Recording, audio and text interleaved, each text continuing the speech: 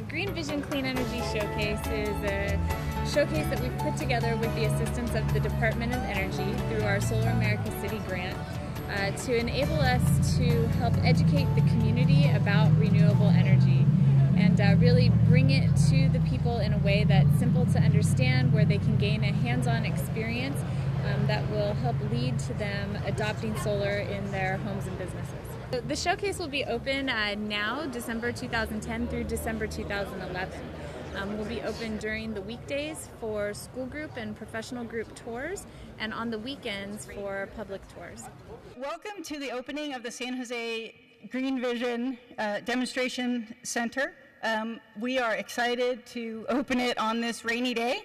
We have a bunch of nice facilities that we'd like to show you. We'd like to walk over after our opening remarks, and I just wanted to take a minute to thank the many departments here in the city that work together.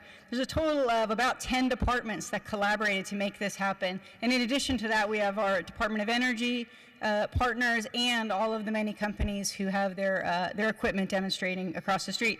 So I'd like to thank the City Manager's Office, the Department of Public Works, Department of Transportation, General Services Department, Risk Management, Office of Quality Assurance, City Attorney's Office, Redevelopment Agency for donating the parcel of land, the Information Technologies Department, and of course our own Environmental Services Department, led by many dedicated professionals who thought of this idea about a year and a half ago. So with that, I'll turn it over to the mayor.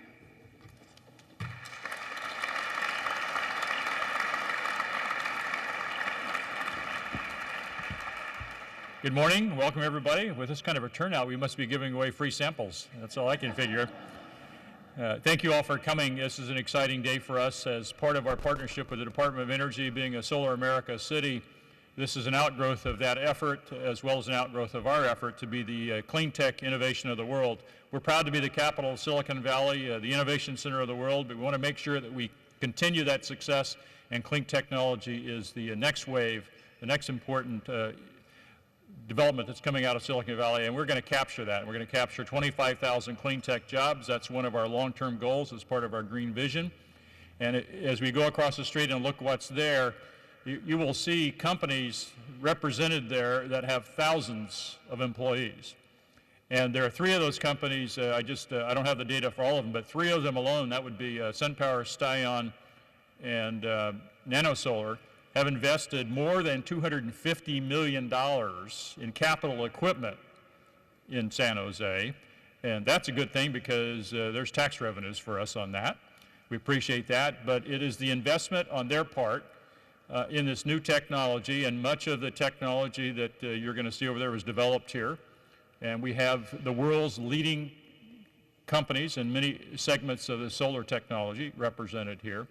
But this is an opportunity for us and the Department of Energy to move the ball on our green vision and our goals, and of course the Department of Energy's goals, as we move towards energy independence, or whatever you want to call it, to develop these alternative energy sources that will allow us to reduce our consumption of foreign oil, if that's your thing, reduce greenhouse gases if that's your thing, or just make a profit if that's your thing. There are a lot of reasons to be excited about this, but we want to make sure it happens in San Jose so that the investments are made in San Jose, that the jobs stay here in San Jose and Silicon Valley, and this kind of a showcase allows us to work collaboratively with the Department of Energy and our great companies who are taking the financial risk to bring these products to market. It's a chance for our people of the city of San Jose to have an opportunity to do some hands-on. They can see and touch and feel these products. Not that they're necessarily going to put them on their house, but they might, or their business. That would be a good thing for these businesses. But really, it's a chance to demonstrate for the whole world what we can do with clean technology here in San Jose, the capital of Silicon Valley. So we're excited about this. I want to thank you all for coming, and I especially want to thank the Department of Energy for their long-term relationship with us to help us move our goals forward, help us as a city on the demand side and the supply side, to facilitate the growth of this great new industry. So thank you all for being here. I know it's a little bit of rain, but only a little tiny bit, and that won't stop us from going across the street. Thank you all.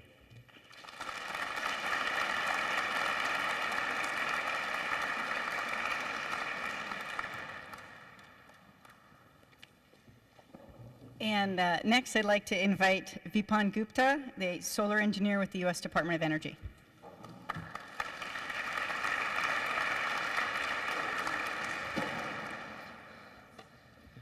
It is very special to be here for a couple of main reasons.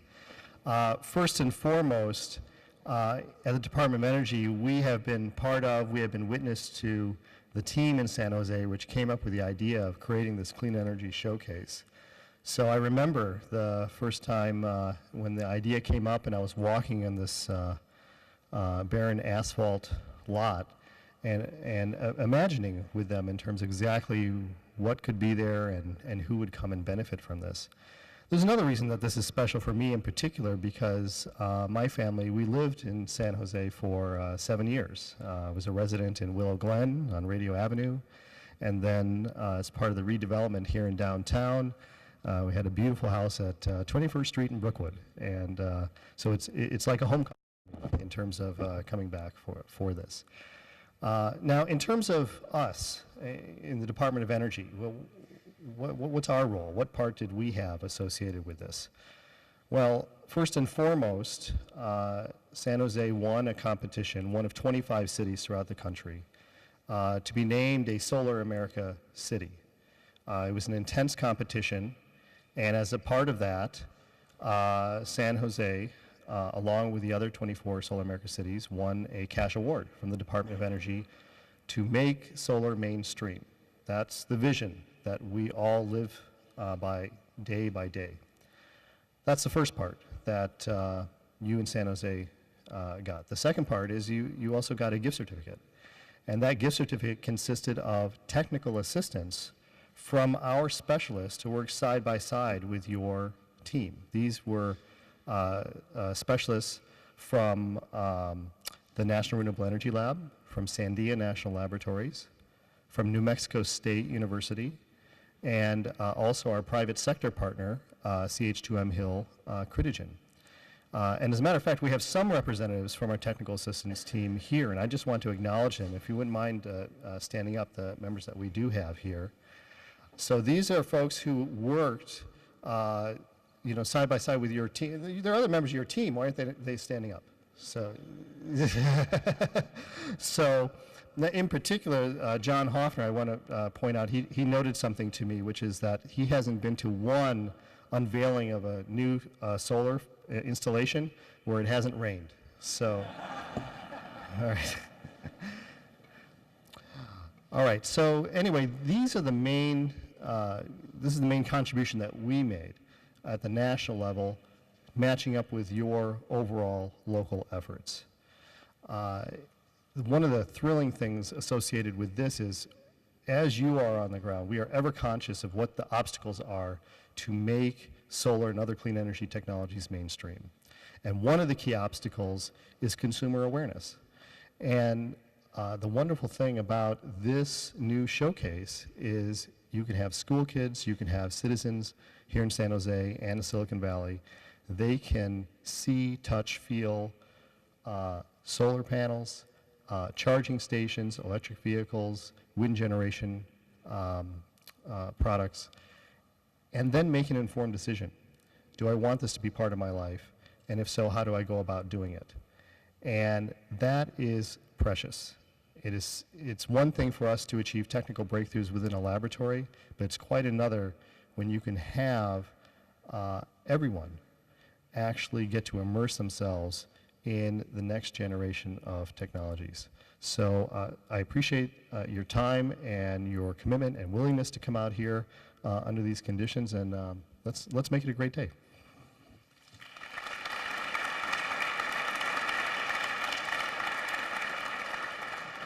And now batting cleanup, I'd like to introduce District 3 Downtown Council Member Sam Liccardo. Thank you, Carrie, and congratulations to you and John and everyone on your team for making this happen. Of course, it happened with a great partnership of some wonderful companies in the private sector, a lot of folks who are out there spending their treasure, time, and talent, learning to harness and demonstrating how we can harness the power of the sun, the power of the wind, and hopefully today, the power of the rain. I'm thrilled to be here today, and I'm so honored that we're doing this here in the downtown.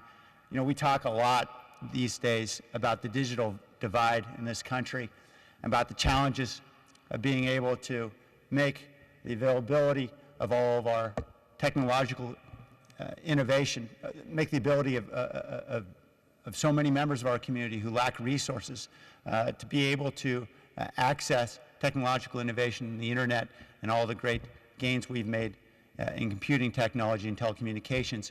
Well, there's also a green divide in this country increasingly.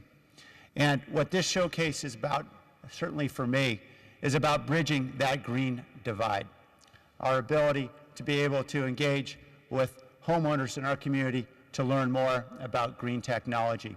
For teachers to be able to take classrooms full of kids to be able to learn about how clean tech affects our lives and to learn about careers in green and clean technology. Of course, for workers who might be inspired to gain additional skills to be able to engage in these careers. And of course, for many companies to learn about other opportunities in green technology. I'm just very grateful that we've got the extraordinary private sector partners that we do in this city, the 3,200 clean tech jobs that we have in this city. It's a testament to an extraordinary community here in Silicon Valley and here in San Jose, and I look forward to the great success of the showcase. Thank you.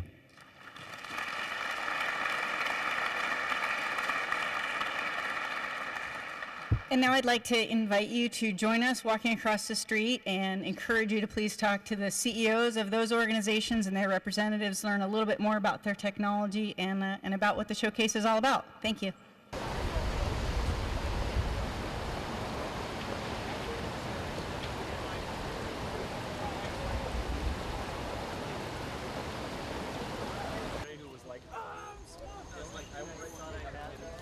We have a wide variety of clean energy technologies at the showcase. We have solar and wind technologies. We also have solar thermal technologies. We have systems that are tied to PG&E's utility grid. We also have off-grid photovoltaic systems that are using battery backup to store energy and then charge electric vehicles. So there's a lot to see and do here, and we're really excited that we've been able to put together such a diverse array of clean energy technologies. And what is actually accessible to, I guess, the regular civilian for their home or? Right, so we have technologies here that are both geared towards the commercial market. For example, SunPower has their T5 modules, which are a commercial product that would traditionally go on a flat roof of a larger development. But we also have, for example, Shuko's project here with Sunwater Solar, which is traditionally a residential solar thermal product that's used for domestic hot water. We also have other photovoltaic products here that are used for residential. So it's geared both towards the commercial and residential sectors throughout Silicon Valley and the Bay Area. We should put one of those back behind City Hall. Oh, yeah. And this is Dennis Montgomery with Windspire. Hi, Dennis. How are you? Congratulations. Thank you. Thanks, Dennis. I'm seeing the card up. Well, you make sure you get a bigger sign. Yeah. Really big, right? What's going on here is a demonstration of some of the technology that we have here in the Valley, some of the products that we have in the Valley around solar in particular, but alternative energy as well. Everything from a wind-powered street light to solar installations that demonstrate what the technology is doing here in the Valley to give people a chance to see it, to touch it, and think about applying it in their business or their home.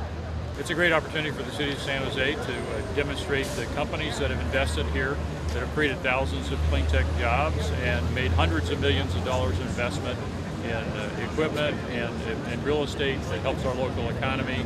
So it's an opportunity to help those businesses because we need to bring these products to market, let people understand the opportunities they have in their own lives to deploy some of this equipment, to save some energy and to be part of the clean tech revolution that's happening right here in the Valley. We certainly want to send the message to the world that this is what's happening. We're already the innovation center of the world. We want to be the clean tech innovation center of the world. And it's happening now with these companies and the products they're bringing to market. Makes it possible to create jobs and generate tax revenues for the city. We're very much interested in encouraging that, and we want to support our private sector companies that are making it possible. I think the coolest thing here are these wind-powered street lights that are totally off the grid. With the solar, the wind, and the battery backup, and the combination allows you to be totally off the grid. And you know, they're LED lights that, with 1/3 the power, put out the same as the lights that they replaced. It's just slick. It's a cool thing. I'd like to have a windmill at my house to go with my solar. Yeah. We already have some of these products on city properties. We're in the midst of trying to deploy 50 megawatts of alternative energy. We're well on the way with more than 10 megawatts. And we're using some of these products already. Of course, we do a competitive bidding process. This is Peter with U.S. Solar Advanced Energy. How are you? Peter Catalano. Hi, how are you? Jim McMillan. How are you? Hi, Jim. This particular street light is off the grid and has battery backup. This particular streetlight head is an original GE Cobra head, and these are the parts that came out of it. So we can actually recycle the existing and put LED into it. It's all solid state. So it's an incredible process. Either that or we can reuse the old or just install a brand new, and we also have a different style, which is on display down there. That's great. And just an interesting point about this is all of this was up in the light. But all the electronics that drive it now are down in the ground. So all maintenance is down there, and there's no bulb changing. Those things are spec'd at $50,000 light. So if they're running 8 to 12 hours a night, they're good for years. Wonderful. We actually are producing probably more power than we need. If the wind or sun didn't happen for 5 days, this light would come on to the night hours. So we have a diversion load to prevent the batteries from overcharging. We have a dump load.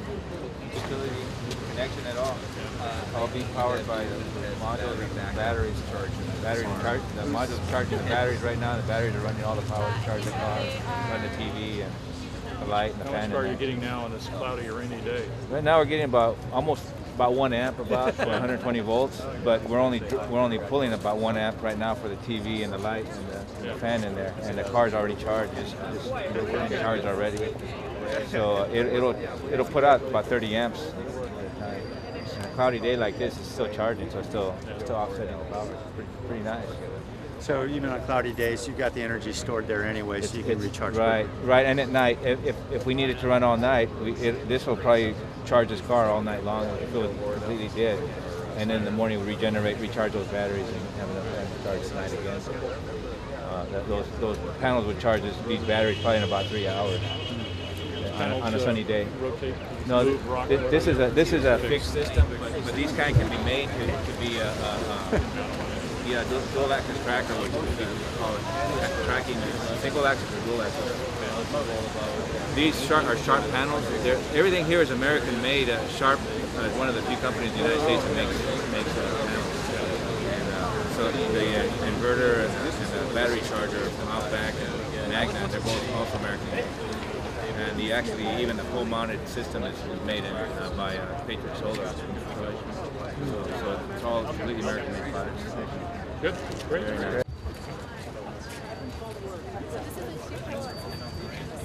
It's grid connected and we're monitoring energy production, and that's all being displayed in the lobby of City Hall on the LCD screen. Hey Reed, this is the output of our $42 million Department of Energy Solar America Initiative grant, working with Sunlink. Sunlink is a company in Marin County that developed this recycled rubber footprint and aluminum strut that represents the mounting system. And then the panels were co-developed at the same time as the Department of Energy over a period of about 4 years. So this has resulted in what we believe to be the lowest carbon footprint solar system in the world, less than 2% of coal, with embedded energy costs which are lower than any silicon panel manufacturing as well. So we believe this is the lowest cost, lowest carbon footprint system in the world. Wow, that's great. And we're happy to have the first installation here in San Jose. That's exciting, and I think I have one of those cells in my office. You do? Making 4 cells makes the panels. Yeah. The assembly of the system is actually taking place in Richmond. And this particular product was developed in partnership with DOE and the Solar America Cities initiative. So it's truly a program that was developed through this initiative. And we're also excited that we're putting together a 75 megawatt manufacturing facility now in Milpitas. So we're bringing manufacturing, clean transportation, they are stacked up. So they all stack up together. No packaging required. Transport to the site of installation. Deploy them really easily. And there's no penetration in the roof. So the roof doesn't get compromised. This thing is just sitting on top of the roof. Exciting product. What do you do? Pretty exciting. And still in the 5G industry gives this a lot more power delivery over the energy system. In essence, there's no plan. It's great. Thank you. Hi, we're excited to have you for cool roofs, which I think Hi, I'm Haley. Haley's a researcher with us with our heat island mitigation group. She's one of our experts in cool roof technologies. Haley, do you want to talk a little bit about what you've got here? We're excited to be here, and what we're showcasing, more importantly, is that these are all cool roofs. So and we had some questions already, is what's the difference between these versus a standard roof? And we're here showing multiple types of roofing materials. And what you can see on our product cards is that this standard clay tile actually reflects 35% of the sunlight versus a standard, say, black rooftop that reflects less than 5. And what that equals for your community and your home is savings on air conditioning, improved comfort, keeps your communities healthy, they're cooler, less smog formation. And then the next one is kind of cooling your planet, finding ways to keep the atmosphere cooler, actually saves on global warming. So is this in a spectrum here of cooler, coolest? Well, that would be a good idea, but we didn't So the white roof? So white roof, yes. This one is 85% reflecting. Okay. This asphalt shingle is 25. This is a metal standing seam roof, and it's at 40. This is a concrete tile. This one is 20. And this clay tile, which looks very dark, is 35. So what's the difference between these two? So, It's like the percentage. Why is there a difference? so the difference... In the untrained eye, it looks like they're pretty much the same. Exactly, but I would say that's more of a property inherent in the clay itself. Clay as a structure is a white crystalline structure, which reflects quite well, and it gets this red color from iron oxides in the soil that give it this darker color, but those do extremely well at reflecting in the near infrared. Okay. So what we're actually doing is, if you look at the kind of solar spectrum, we have these dark colors, so they absorb in this visible, but they reflect all of this near infrared energy. And that's 50% of this kind of spectrum of energy. So it's great, they look dark, homeowners like them, but they actually perform much better. So clay is Only a natural. national lab can figure that out, right? Is there a financial incentive? You know, there are financial incentives available for solar hot water systems for both residential and on the commercial side. There's something called the CSI Thermal Rebate, which is a program that's run by the state of California in conjunction with PG&E and several other utility companies. And what this program does is provide a check, a cash rebate, to homeowners who install a solar hot water system that meets certain requirements. And on the commercial side, rebate checks are also available to businesses and building owners for large commercial buildings who install solar hot water. Okay?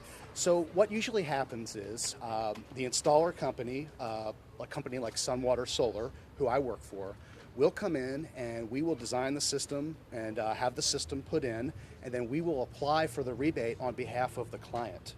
So we'll go on to the CSI Thermal website, key in all the data about the system size, all the different elements of the system, and then we get some information from the client, their PG&E account number, their meter number.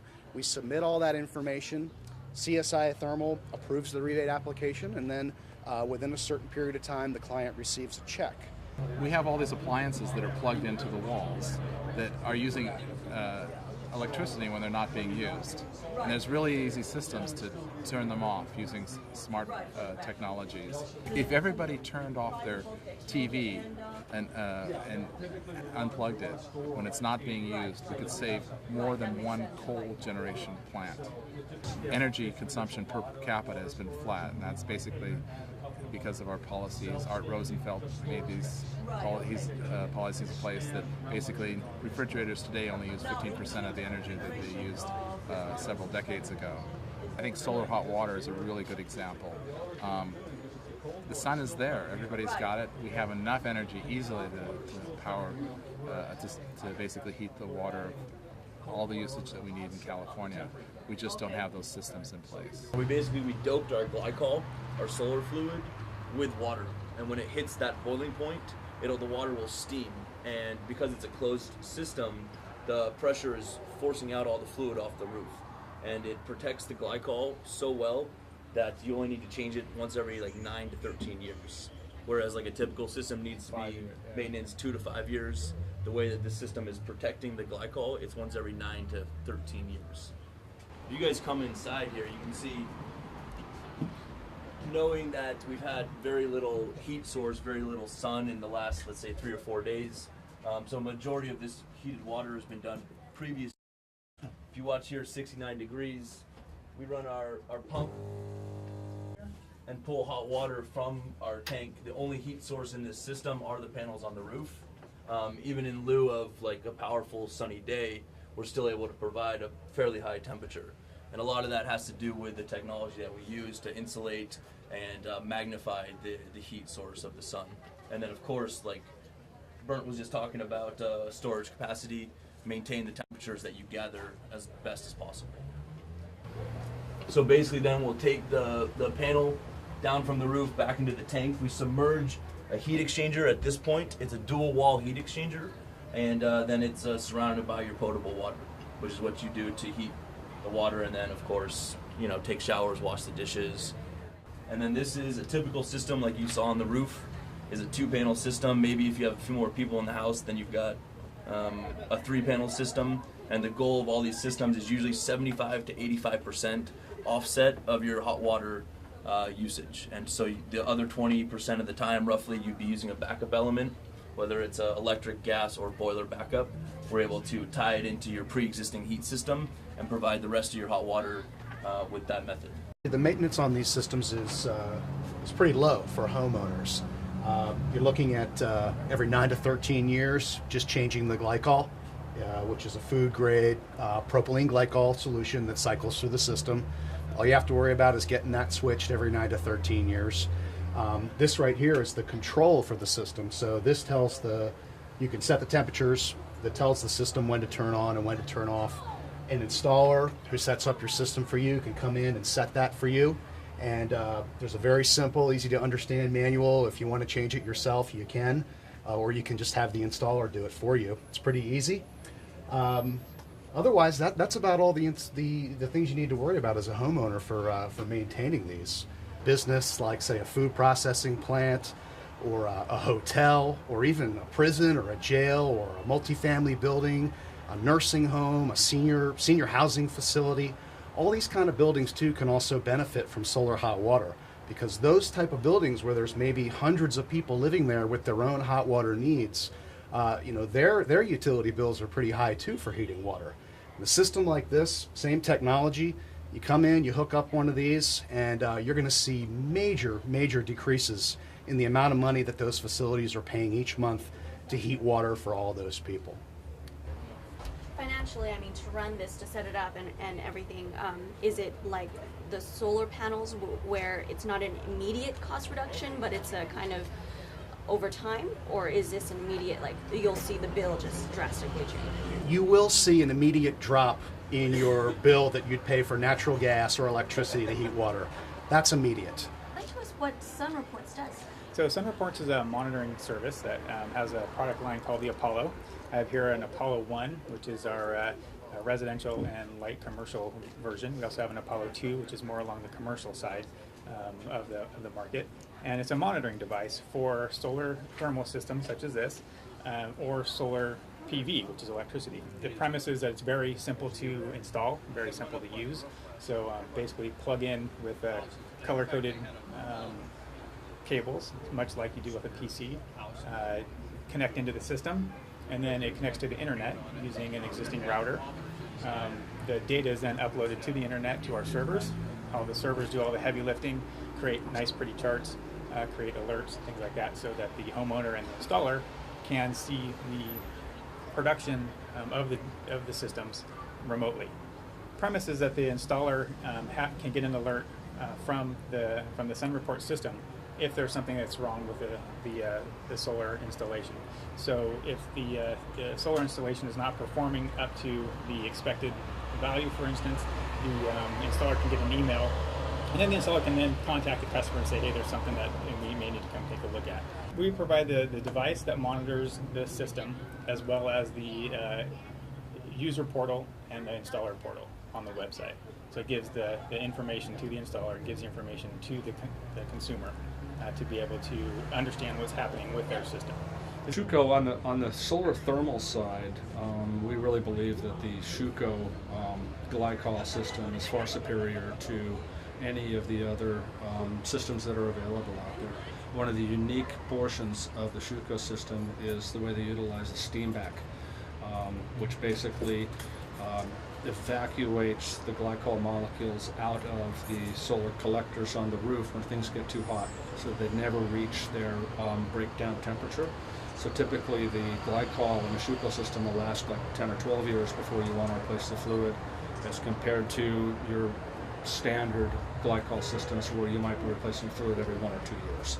So it's a real big difference. It's a huge engineering difference. Sun Reports, the first time we used the Sun Reports, we had installed a system for an architect in Santa Cruz that was very involved with green building. And it also involved a radiant floor loop, as well as a diversion to hot water for other things besides domestic hot water. And we installed the Sun Reports system, and it's really beneficial. It shows you all sorts of things. It gives you errors, like if all of a sudden your water temperature is too cold or whatnot. For us, what it does is it tells us when the backup heat source is turning on, as compared to when the pump for the glycol system, in other words, the solar loop, is working. So it's a really good way to sort of watch and learn how to best utilize the water that's heated by the sun.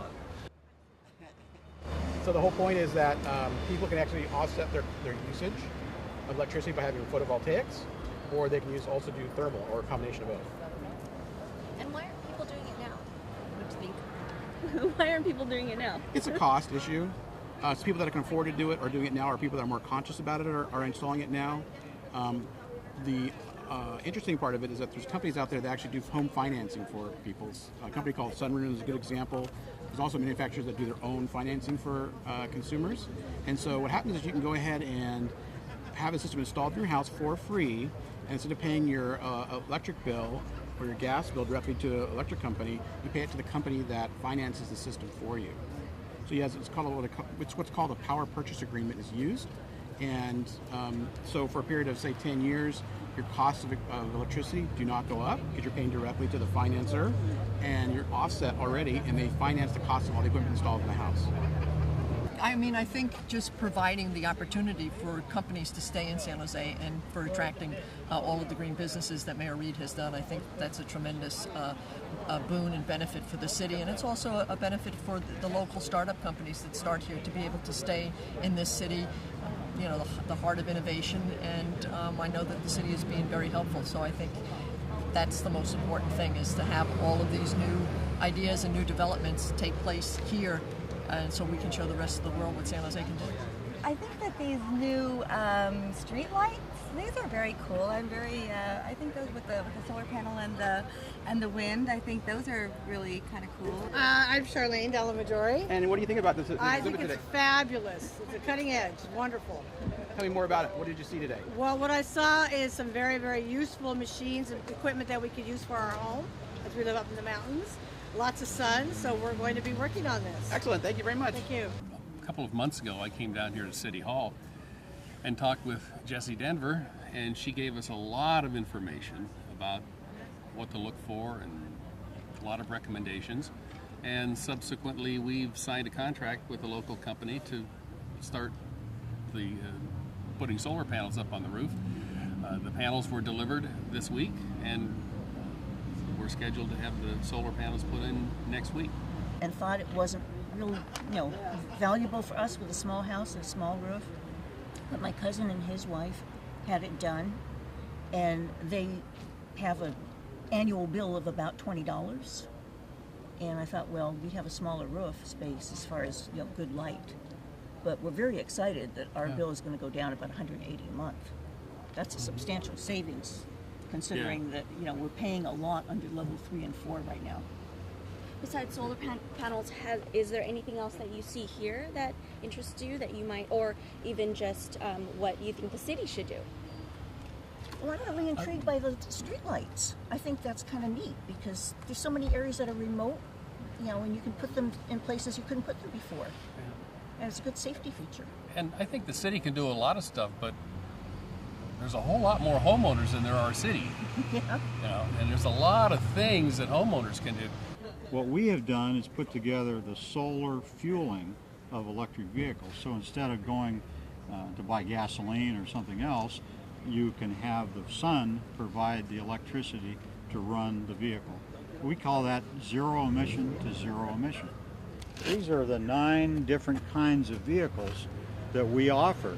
So if you're a fleet, we can come in and provide you scooters, trucks, buses, sports cars, ATVs, and put in the solar enclosures, put in the solar panels, put in the vehicles, and provide you the financing that you need to do that whole package. So we're a one-stop center, but we believe that solar should be what fuels electric vehicles. This vehicle is very exciting. It's going to be selling for $42,000. It has a top speed of 105, 0 to 60 in 6 seconds, and it is truly all electric, so zero emission. And if you get your energy from solar, you have what we call zero emission squared, the vehicle and the energy source. Nana Solar is a thin film solar panel manufacturer, and we were part of this DOE program to showcase solar in the Silicon Valley. So we manufacture right here in South San Jose, and our panels go to all over the world, to Germany, France, as well as installations in California. Solar panels, or photovoltaics, they work by converting the sun's energy directly to electricity. So coming out of the panel is electricity, and there is a small inverter that connects it to the grid, and the electricity goes directly into the grid. So there's no storage, it's very clean, and it's very easy to install. What's the incentive for just regular civilians or a company to actually install solar panels? The incentive for solar panels, especially photovoltaics, is that they're really clean. They can be on your roof, they're very safe. It's a construction grade material. You can put it up there and it'll be up there for 25, 30 years, just paying back energy over time. And your neighbors typically are just fine with you having solar panels up there. So it's really easy, it's really accepted, and of course it's becoming very popular all over the world. Okay, thank you, Bert. And tell us a little bit about Styon and what it has to do with the panels here. So Styon's an early stage manufacturer of the SIGS thin film panels, and so we've got our panels up here, about 24 of them. It's a good looking pinstripe SIGS thin film technology, and we're just starting out manufacturing here in San Jose. So we got roughly 3 kilowatts here, 24 panels total. They're 120 watts each. And Burnham did the installation, and so we provided the panels, and then Fresco helped out with the installation, and we've got a whole crew here. So Greg, tell us a little bit about Burnham Energy. We provide a variety of services for the solar industry, compliance, permitting, and we do a lot of inspection work. So we'll come in and help people with the process that it takes to get a project approved, and then we'll also inspect them and make sure that that everything's installed correctly so that it lasts as long as expected and performs as well as expected. We help kind of provide oversight and just kind of put all the different pieces together, and one of the key players in that was did most of the installation work was Fresco Solar, and they're an installer. Fresco Solar is a solar contractor. We're an integrator. So our role here in this project was to take the panels, take the inverters that Bert and Greg mentioned to you, and come up with a physical solution. And so what you see here is what's called a ground array. So for people who have the space to do this or choose to build on the ground, this is a typical ski slope type arrangement of the panels. there's many other ways to assemble this, but we wanted to kind of make it look like pretty representative of a small part of a very large array. So that's why we built it this way. What you're seeing here, this is the X1. This is a prototype vehicle, pure electric, that we've built. And our focus is we are taking this underlying technology and we'll be building series hybrid drive systems for medium-duty fleet trucks. We see that as the greatest opportunity for going after high fuel consumption vehicles here in the United States. So do you have a manufacturing plant here in San Jose? We are. We're located here in San Jose and growing rapidly. Can you tell us a little bit about the car? Sure. So the X1, as I mentioned, is a demonstrator vehicle. Performance-wise, it has been deemed the fastest electric vehicle on the planet. Road and Track did some statistics and did some testing of it a little over a year ago, and 0 to 60 in 2.9 seconds. That's pretty fast. Very fast. In terms of range, it gets 100 miles of range and roughly 170 miles per gallon equivalent. So it's a very innovative, very disruptive technology that we plan to bring to the medium-duty truck market. To the truck market? Correct. So we see, there's very similar fundamentals that the two share in terms of requirements for very efficient, high output motors that we are designing and building, and so we're bringing that to that particular space. So would you be running this motor in conjunction with gas motors also on trucks, or would this be a purely electric truck? So what we are building is an extended range series hybrid. So rather than using a conventional diesel, we are going to be building a gas turbine in conjunction with our generator system. So the four wheels will be driven completely by battery, but for extended range capabilities, we'll have a turbine generator. So when could we expect to see something like this out on the road? We're hoping by 2012, you'll see these on the road in fleet operators' hands testing, and hopefully here in San Jose as well. What do you have out there right now? Like I said, we are an early stage company, and so as a result, we are fast and furiously building our systems and trying to get them in the hands of fleet operators. Very good. So you're going to take this out for a ride today? Or? It's a little wet today, but if it were dry, we would love to take the mayor out for a spin. Oh, there you go. So is this a two-wheel drive vehicle? Or? Correct. Yes. Anything else you'd like to say about it? No, we've been very happy to be here in San Jose, and this is just the first instantiation of what's more to come from Wrightspeed. Very good. Thank you. Thank you very much. All right. Okay. So if you could just tell us a little bit more about your company and why you're here today. Okay, so I'm with Silicon Valley Energy Watch, and what we're doing is we're actually going to be putting an energy efficiency exhibit here on site. We'll be opening that in probably February. So we're going to have displays on how the average homeowner or renter can actually increase their energy efficiency so they can decrease energy usage and decrease costs. And so we'll have displays on lighting and insulation and what you can do with your home electronics or your entertainment center. And so we'll have those interactive displays that people can come in and actually look at and kind of play with and see how they can actually change things. There's a lot of things that are inexpensive or no-cost items that can be done in the home to actually save energy and save money. And so we're trying to educate the public about those. Do you have anything in your home that you've already installed or you're using? We absolutely have. We have put in new insulation. We have put in CFLs throughout the house. And so we are trying to make some of those same changes that I'm hopefully going to get other people to make as well. And what's a good incentive for people to be a little more clean energy?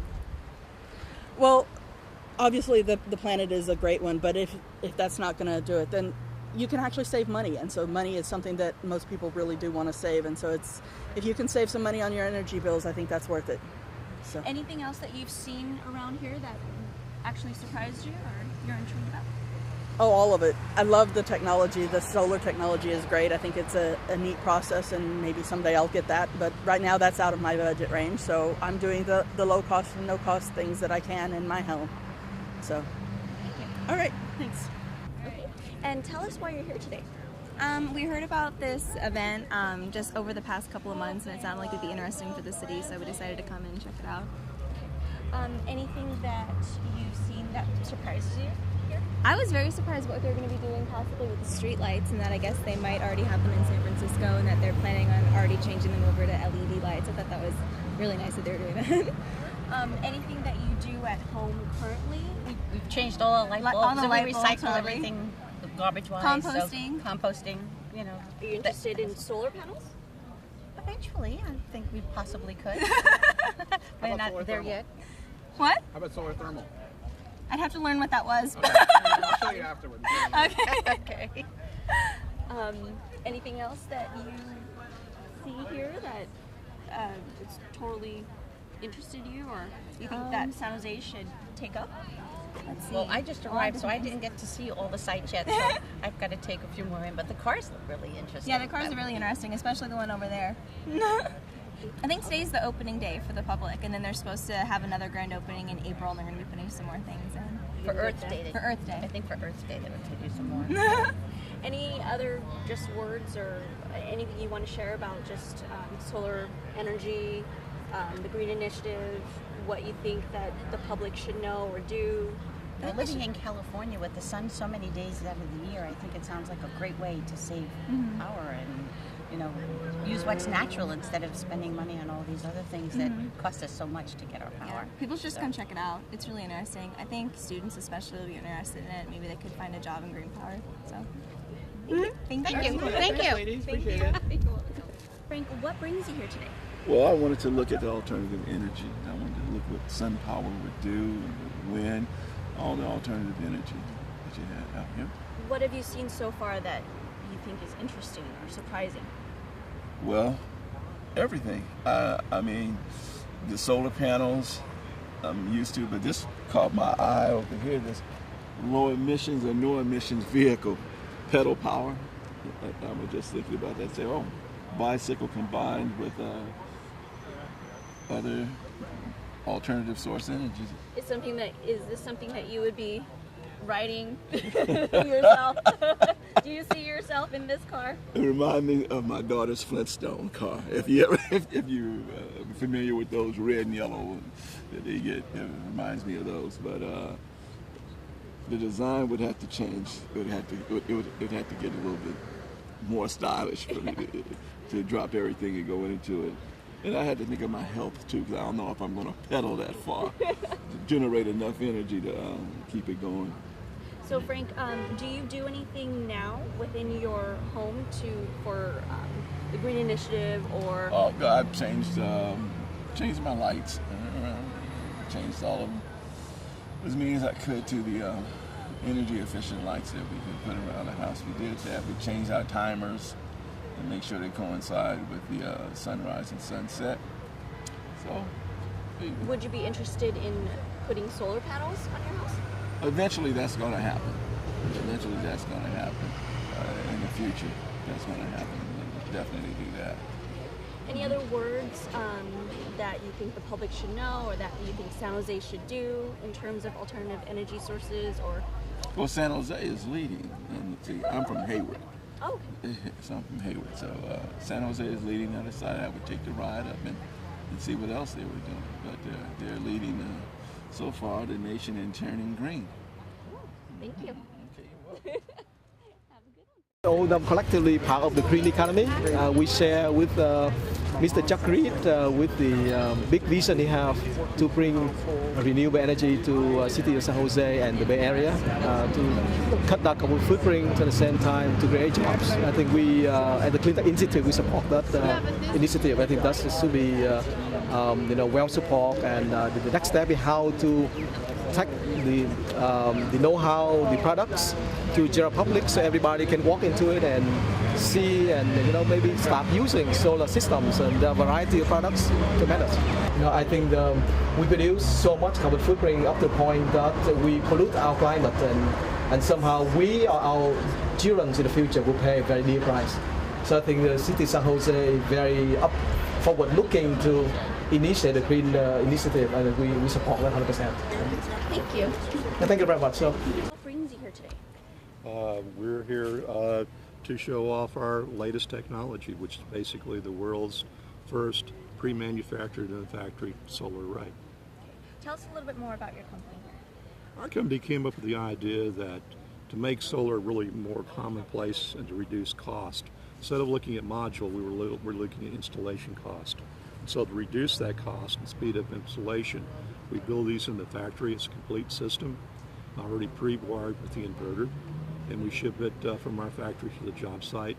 All a contractor has to do then is to plug them in. The system's completely scalable, so we can do 1 or 2 units like this for a house. We could do 10 or 12 units, say, for a small commercial site, or we could do hundreds of units for a utility scale project. And then is there any, besides the installation, a difference between these solar panels and the ones that we see over there? Not really. We're really a technology neutral company, so we're able to use multiple manufacturers. Depends on what the customer wants. We can use domestic products, or we can use products say, from China or for Europe. It really depends on what the customer asks for. What incentive do you think the public should walk away with to actually get some solar panels on their roofs? Well, you know, solar panels, I mean, renewable energy is just simply, you know, making a more, you know, eco-friendly world, you know, reducing the use of fossil fuels and everything. And so SunPods, the idea behind that is to make it more accessible for the general public, to make it easier to be installed. This is basically the world's first plug-and-play solar array. This is one of our basic SunPod units. It's factory built, so we get the steel that comes to us pre-cut, and it's pre-punched, and it's assembled in the factory by hand. The modules we use these from various manufacturers, depending on what the customer wants. But the photovoltaic modules are installed. We preset the angle at the factory. We use trailer jacks for legs, so this means adjust to the ground, so you don't have to have a permanent foundation. It's self-ballasted, which is another advantage of the SunPod system. So you basically can ship it to the job site, and where the customer or the contractor wants it placed, you drop it off. You adjust the legs to fit the ground. Basically, it's done. So let's say a 12 or 13 kW system would take typically a contractor 8 to 12 days to build. Basically, we can drop it off and have it set up in about 3 hours. So it saves a lot of time, reduces the amount of labor. Instead of having 10 or 12 people out at the job site, he only really needs 1 or 2. Basically, it's an electrical interconnection job. If you walk around here to the back side,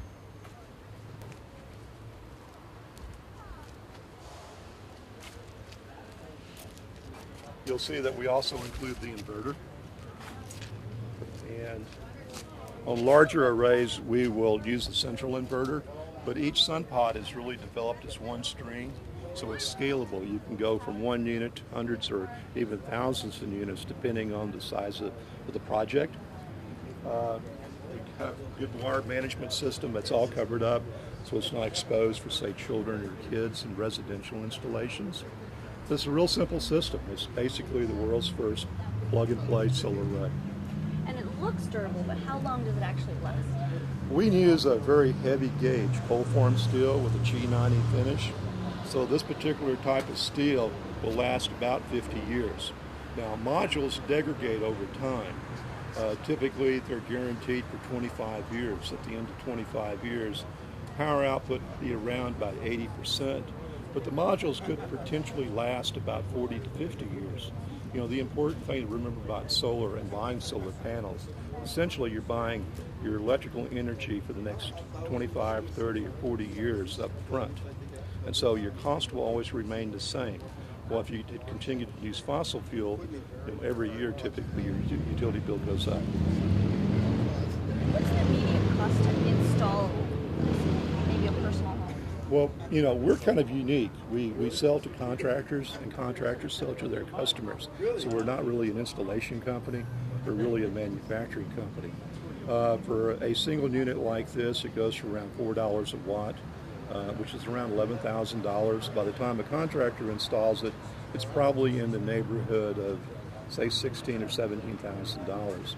As we get towards bigger installations, utility scale, we're able to drive the cost down to close to $3 a watt, which means that this would run around $7,000.